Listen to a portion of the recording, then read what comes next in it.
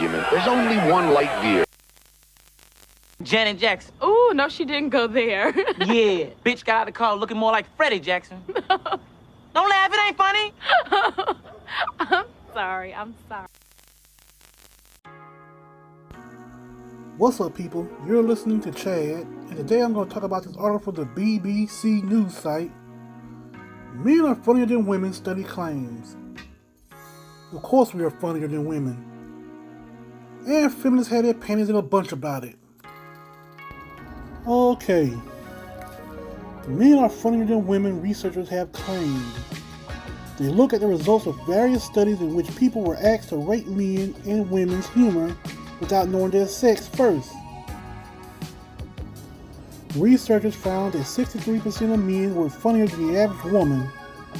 The study looked at normal people rather than professional comedians, but Marina Bai, one half of the comedy duo's siblings, say that the study feels unnecessary.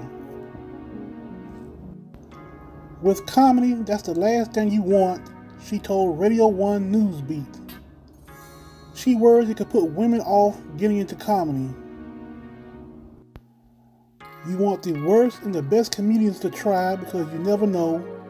This study will cripple bravery. I really think it's unnecessary to do this study. They could have done something progressive.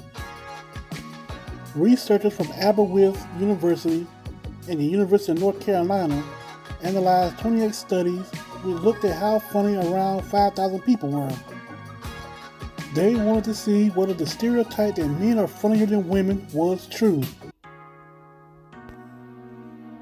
Writing in Psychology Today, lead researcher Dr. Gil Greengrass said this stereotype is shared by both men and women, but of course just because it exists does not mean it's true. In many studies they looked at, men and women were asked to write a funny caption to accompany a cartoon, and then independent judges rated their funniness without knowing their gender. Dr. Gill said the results found that, to the best of our knowledge, on average, men appear to have a higher humor production ability than women. No surprise there, but let's keep moving forward with this. Speaking to Radio 1 Newsbeat on Tuesday, he added, to clarify, the whole thing is not about women are not funny. Obviously, there are some very funny stand-up comedians, and I know many female comedians, some personally. I guess. Anyway, Sarah Pascoe, whoever the hell that is, for example, she's a great comedian, and she's probably funnier than 99% of all males in the world. It's just that on average, we find there's a difference. He says, evidence suggests humor plays a major role in mating. Like, duh. The lecturer said women tend to look for a sense of humor in a partner as it is strongly correlated with intelligence. Men, on the other hand, prefer women who laugh at their humor. That means over our evolutionary history, men likely had to compete harder with other men to impress women with their sense of humor. Of course we had to. Come on, really? And I'm going to stop right here at this article. A link will be in the description if you want to read the rest of it. And now I'm going to give my thoughts on it. Okay, what can I say? Humor is the evolutionary mating strategy for the man who don't have good looks, let alone good genes, and for the man who doesn't care to go to the gym, and the man who doesn't have a lot of money to spend. Because humor is nature's way of giving the below average man a chance to attain women. Because women are drawn to fun and good times, and the man who can bring them fun and good times will eventually get the women. Okay, quick story. Back when I was in high school, there was this one guy, and if you saw him, you wouldn't think he could get a girl because he was pudgy with no muscularity. Yet he had all these girls hugging up on him in the hallway and sitting with him at lunch. And that's because he kept the girls laughing. It wasn't like he was a comedian, but he was more lively and jovial, and most of all, entertaining. Which brings me to something the late and great Richard Pryor said in one of his legendary stand-up acts. And I'm paraphrasing here. In jail, you got to keep them laughing so they won't be thinking about your ass. Now, you can apply that to yourself if you're a below average man. Basically, you got to keep the women laughing so they won't be thinking about how ugly you are. Now, for the record, I'm not a dating coach, nor am I trying to be one. I'm just a mid-40-something-year-old man who's sharing his experiences in dating and trying to attain women. Now, with all due respect, what you don't hear from a lot of dating coaches is that you're not going to attract a woman instantaneously. Only a few guys have the looks to attract a woman at first sight. For other men, it's going to take time to attract a woman because how many of us have had our moms to tell you or tell us that when she first met your dad, she couldn't stand him. She thought he was ugly. He was a broke bum living in his parents' storage shed.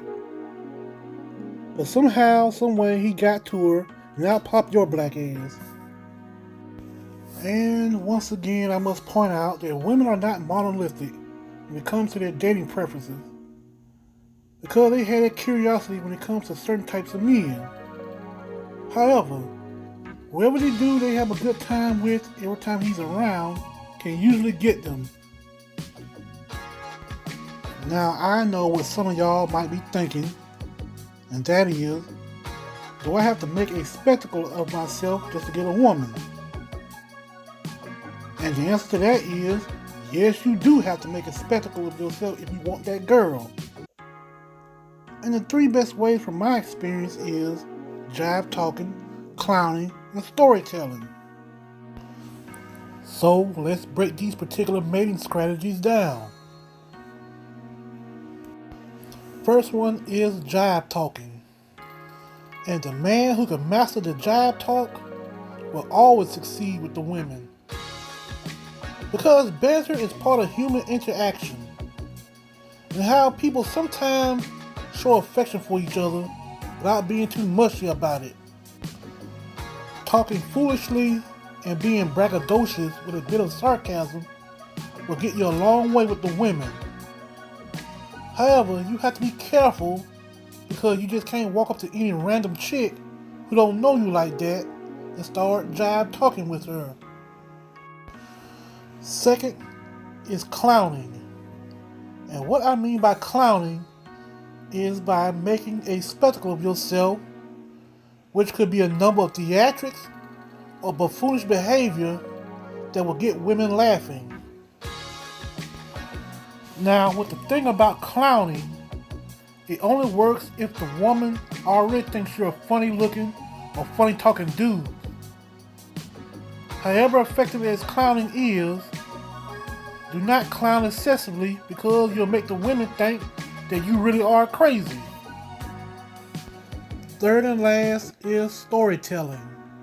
And women like hearing funny or outrageous stories.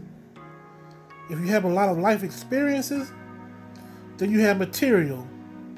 But it depends on if you have the talent to sensationalize a story that will make it funny. Okay, with that out of the way, now I'm going to wrap this up by saying this. No one is saying that women can't be funny. I mean, I found actresses Kim Wayman and Kim Coles from the 90s hit show and Living Color very funny. However, the reason why women don't need to be funny because men don't require them to be. Like, she could be boring as hell with zero personality, but that ass has got it going on. Anyway, men being funnier than women is just one of those double standards that distinguish the two sexes. Just like how girls are more social than boys, and boys are more physical than girls. You hear that, feminists? As for me, I don't care for women who are clownish or buffoonish, because I don't find those particular traits attractive coming from a woman. However, I do prefer a woman who is witty and can tell funny stories, plus speak the language of sarcasm. That is me. Anyway, you're listening to Chad. Leave a comment, like, share, and subscribe to help this channel grow. And I'm signing off this bitch.